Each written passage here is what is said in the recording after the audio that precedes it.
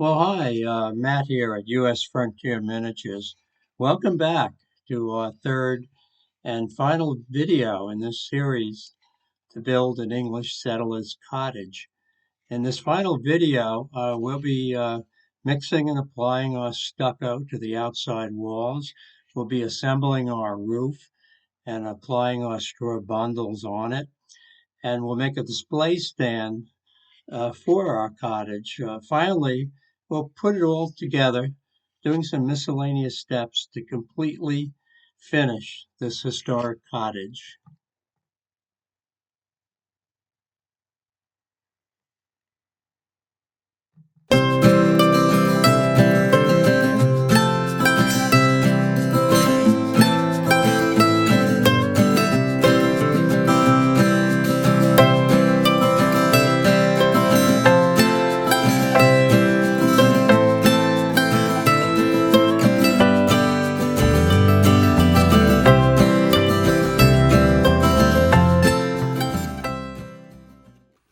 Well, to make our stucco, we're going to use two products. First one is this golden light molding paste. It's white in color, but it'll take on whatever color you mix it with. And it will give us the consistency of stucco. I put some in this clean jar so that we can go ahead and mix our paint in with this. But you can see it's almost like a mud-like consistency, but it's very similar to the stucco consistency. For our paint, I prefer to use this Old Village Colonial White. They're an outfit based in Pennsylvania, and by the way, all of our products that we use here, we have links below that you can look them up. Old Village has been in business for since 1816, actually, and they have a variety of colors, but this Colonial White is the one, to me, that most represents the white that was used back in the early colonial times. It wasn't as vivid and pure white as the whites that you see today. So what I'm going to do, and this white has kind of a gray. It's kind of a grayish white.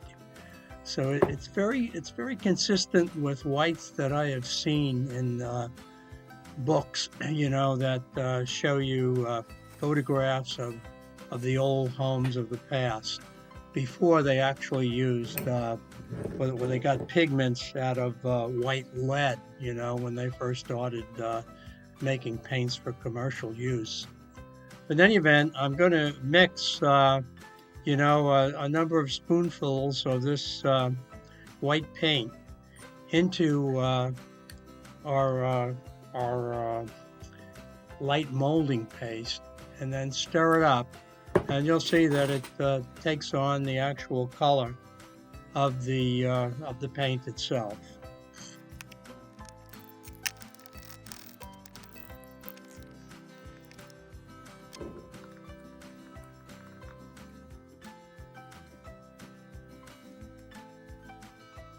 There you have it, Colonial White Stucco. And here's a comparison to the original molding paste that we mixed the paint in to give you this grayish white color.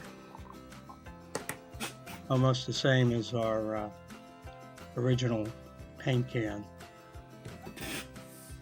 Well, here's how I achieve a simulated stucco finish on my houses. One, I use a printer's tape to cover all of the surrounding surfaces. Two, I'll use 2 or 3 miniature sponges, cutting them when necessary, to fill in between the tight angles of our half timber wood here. Then I'll get a cup of water that I'll have handy nearby to clean the sponges as I go. And then what I'll do is I'll use a sculpturing tool to apply small areas of the outside walls. And of course here we have well-defined areas. So this gives me enough time to fill in the stucco mix and to use my miniature sponges to go ahead and achieve the effect that I want. One thing is, after I put the stucco in between the two half timber beams, I smooth it out, and you don't have to be completely have a perfect smoothed surface here, because stucco by its very nature is not smooth, but it's, it has its bumps and crevices, to have a real authentic stucco job.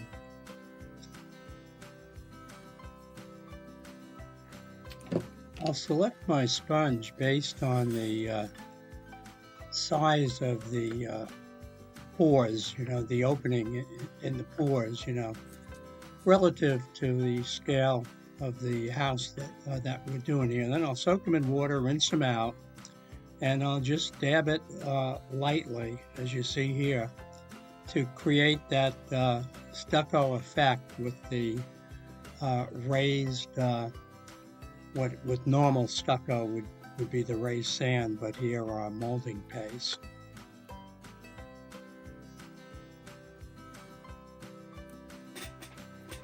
Well, there you go. I hope you can see that clearly. I'll go ahead and speed up as I do I'll speed up the video as I do the rest of the section.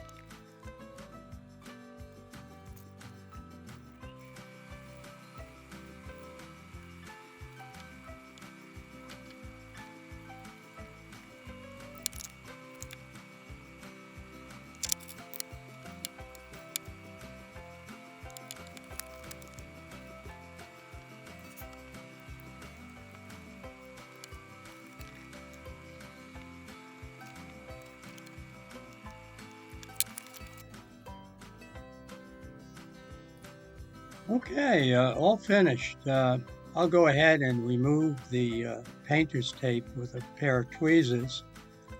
As I mentioned before, I used the tape to cover all the surrounding areas, and this makes for both a faster cleanup and a neater, more professional job. And it just takes, short amount of time to cut the strips of painter's tape, and then of course to remove them also.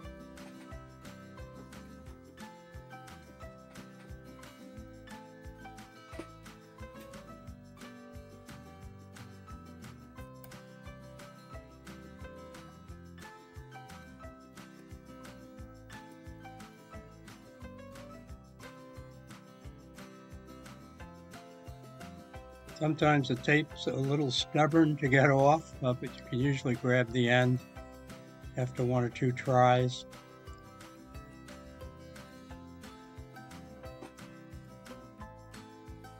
And of course, because we coated those half-timber timbers, we can go ahead and clean up rather easily, because you can use a wet sponge on those timbers to clean off any excessive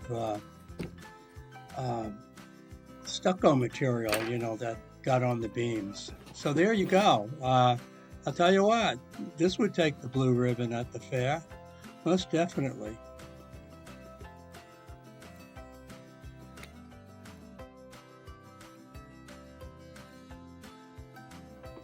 Let's do one more section here. What we'll do is we'll do the back section, and then I'll do the other two remaining sections offline so we can proceed to doing our roof.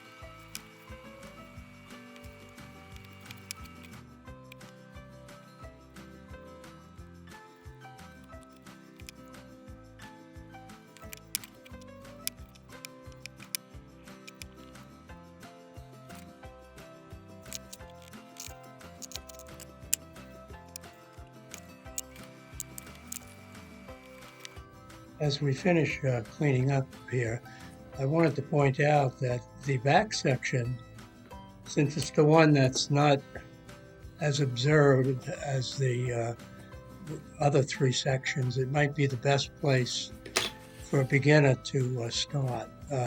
Better yet, if you don't feel comfortable just starting right in on the cottage itself, you might practice first on a spare piece of gator board.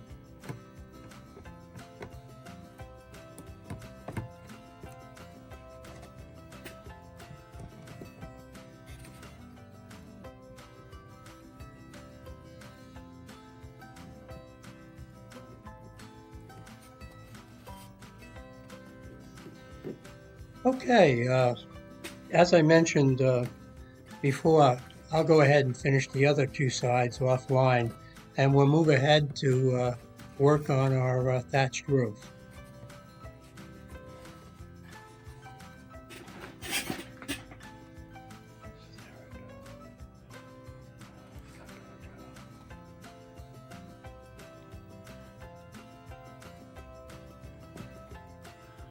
Okay, our stucco finish is complete now on all four sides of the house.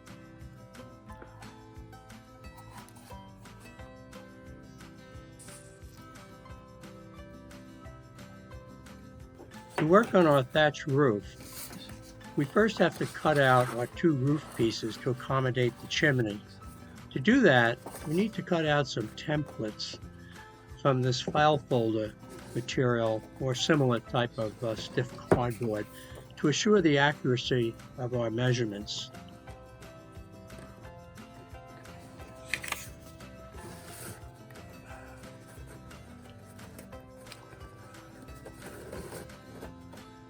This way it's very easy to do over if you made a mistake.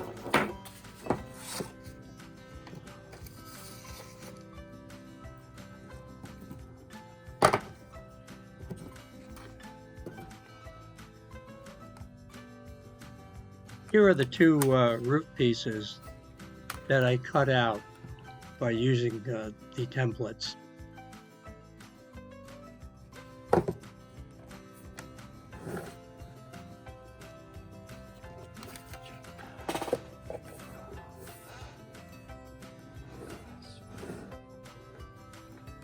So next, we're going to glue on our straw bundles. To do that, we'll first draw on our roof parts 1-inch spaced lines starting from the peak of the roof. We'll start then gluing with the bottom row, and you'll note that they'll overhang, or the straw bundles will overhang the bottom part of the roof by about 1/8 of an inch.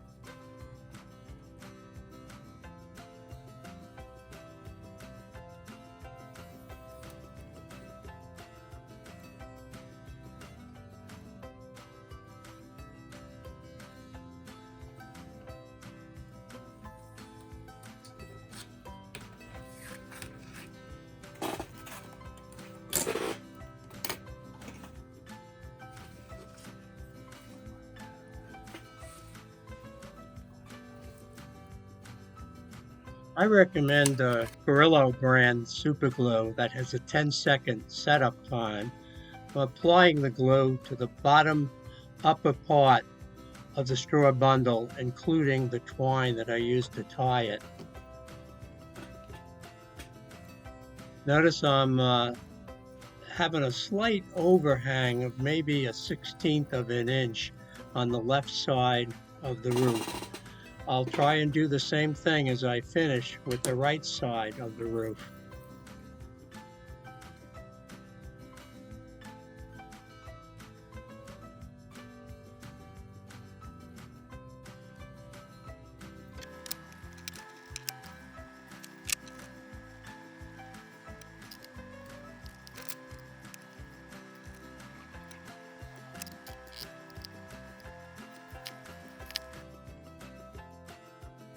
Okay, so there's the first row complete.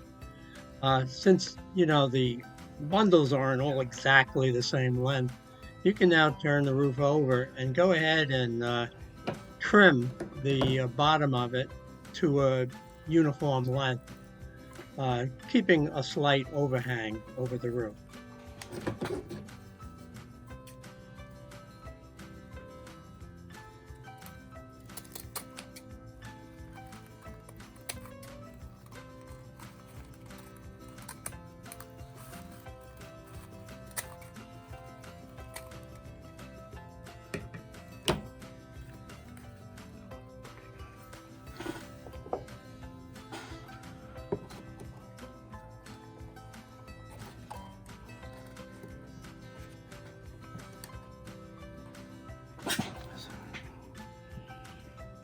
Okay, for the second and third rows, we'll go ahead and apply the glue both to the back of the upper part of the bundle, as well as to the bundle below it that's already glued on, right at the twine point.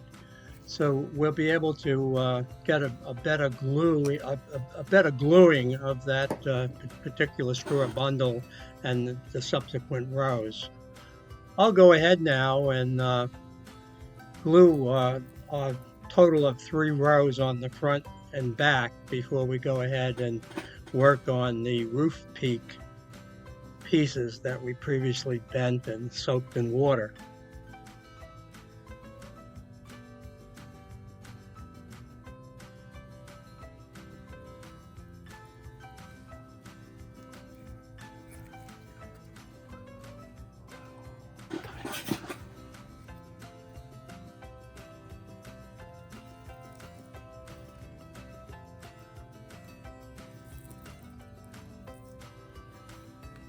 So here's our front and back roof pieces with 3 bundles glued on both. All we have to do after we prepare the chimney is to put on the vented peak pieces. So at this point, we need to work on the chimney, and what we'll do first is paint it with this folk art wrought iron number 925 paint.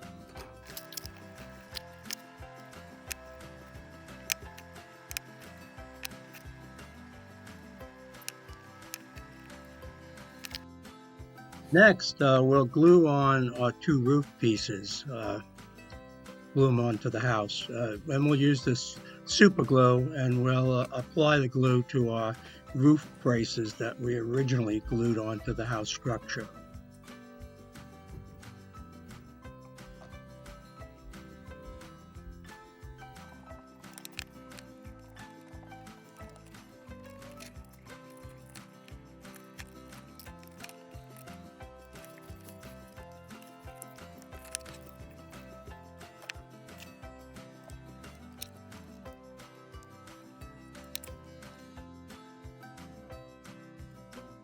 With our chimney painted and our roof parts glued on, we'll go ahead and simulate the cement that the pioneers used to make with mud to build their chimneys, hold the wooden slats in place, etc., with this golden light molding paste and this folk art burnt sienna paint. As I previously mentioned, the molding paste, which comes white, will always take on the color of the paint that you add to it. So it doesn't make, or rather, you don't need a exact formula for mixing it. I would just mix what looks like it'll be enough to cover the parts around the chimney, as well as the tops of the straw bundles near the chimney.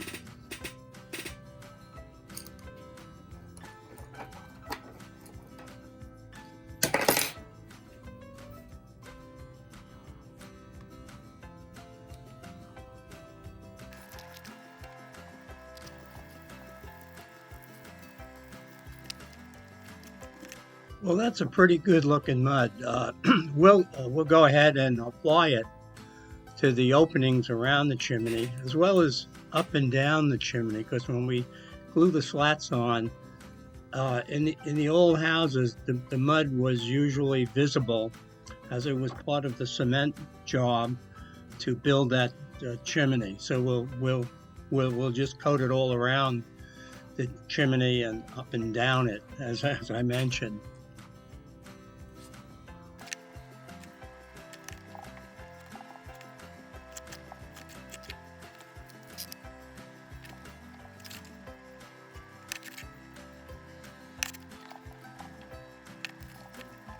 Okay, well, using Elmer's glue all, we'll go ahead and glue those slats onto the chimney. I recommend starting from the front of the house.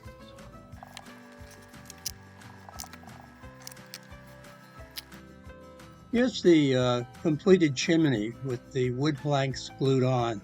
I'll go ahead and touch up the ends and put some more of the simulated glue there.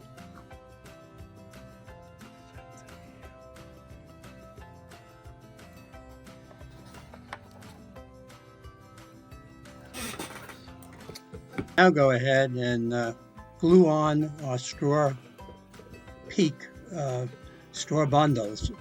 The glue that I recommend for doing that is this Gorilla brand super glue that comes with a brush and nozzle. I find that using the brush on the straw and on the twine, these upper roof pieces, really does the best job. It is time consuming and it's messy, but you have to go one bundle at a time.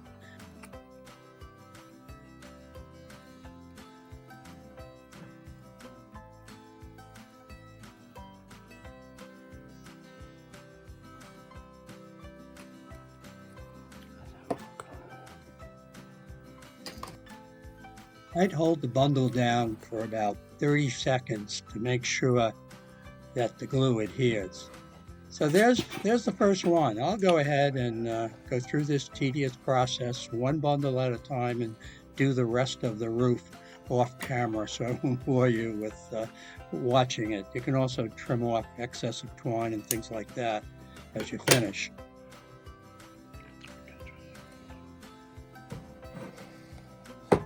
Well, here's the completed job. Our patience has certainly paid off, and we have one handsome-looking thatched roof. I always like to mount my houses on a display board. Here's one that I made for a stone house that I constructed. I put cushions on the bottom so you could put it on any piece of fine furniture. You can also buy a display stand. Here's a piece of plywood that was made into a display stand. I purchased it in Michael's, I think for a couple of dollars. It's 10.5 by 7 inches. What I like to use, however, though, is masonite. But rather than buy a big 4 by 6 foot sheet at the lumber yard, I go ahead and buy these little boards. They're very economical. And then I use a flexible ruler to make an oval design. And of course I put it around the actual house that I'm making a stand for. I try and allow a little room in the back so I'll be able to sign my work.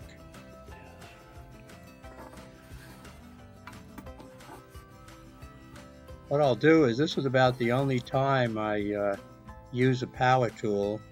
I use this jigsaw to go ahead and offline. Here's the piece of masonite all cut out, and what I'll usually do is sand it, especially on the top where we're going to be painting it, and on the sides. Use both a block sander and a freehand sandpaper. Next, I'll prime the stand with this Krylon white primer, and then while I usually pick a contrasting color for the main color of the stand, in this case I picked a color to complement our thatched roof, so I picked this matte summer wheat by Krylon. Next, I've gathered a few stones from outside so I can see which one will best fit my house for the purposes of having a stoop for our settler's cottage. Stone was frequently used, especially on houses built low to the ground where you didn't need to build a raised stoop. So it looks like I found one. I sanded it a little bit and everything. It looks pretty good, and we'll be gluing that on the stand, and then we'll be gluing the house, of course, right next to it. The other thing that I did was I've painted, I made a stovepipe. I painted it black out of this K&S aluminum tubing. It's number 83032. And I used the same paint that I did for the chimney itself.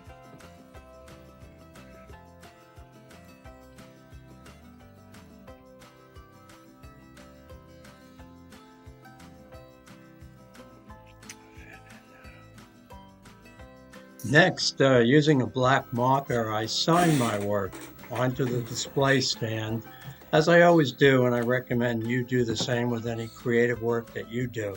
It reads CIRCA 1620, half timber, thatched roof, English settler's cottage, eastern shore of the American frontier, my name and the date.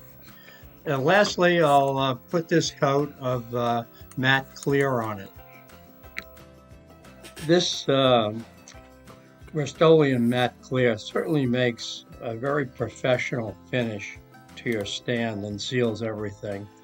Next, we'll glue these heavy-duty felt pads on so that your creation will not scratch any fine pieces of furniture, piano tops, fireplaces, etc., that you choose to put your display house on.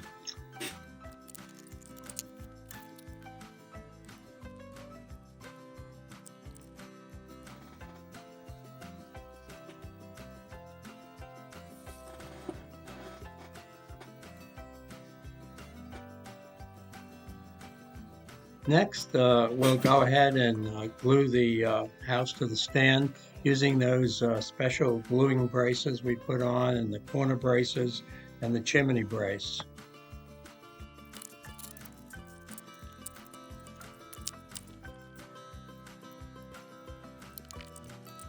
Okay, well, with the house glued down, the absolutely last step in our process now is to glue our stone stoop in place. So I'm just using a long nose pliers to test out how I'll put this onto our display stand without getting any glue over the rest of the stand. So we'll go ahead and do that, and we'll wind this project up.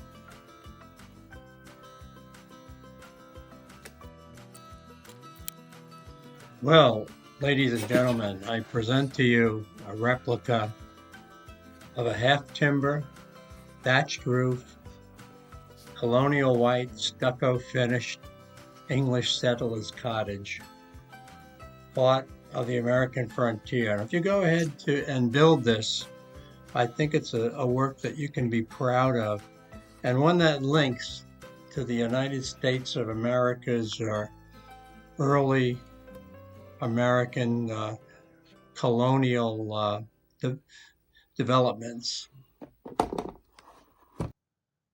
Well, if you found this project useful, please give it a thumbs up below and also subscribe. That way you will be informed of my new projects as they come online. Uh, Below, I've also added time codes and major section headings so that you can easily access specific parts of each video easily. This is a complete craft project, by the way, from the chimney top right down to the display stand that it sits on. And by necessity, I have divided it into three parts according to the sequence that I actually built it in. So if you're going to build one of these for yourself, I certainly recommend that you view the other two videos. Don't forget to get a free copy of my house plans below, plus the supplies list and the list of tools that I used. In case you can't get some of these locally, I've furnished links for you to obtain them. Lastly, I invite you to visit my Etsy shop, where you can see examples of some of my other models. See the link below. Good luck with your own build, and if you have any questions that I can help with, please ask them in the comments section below.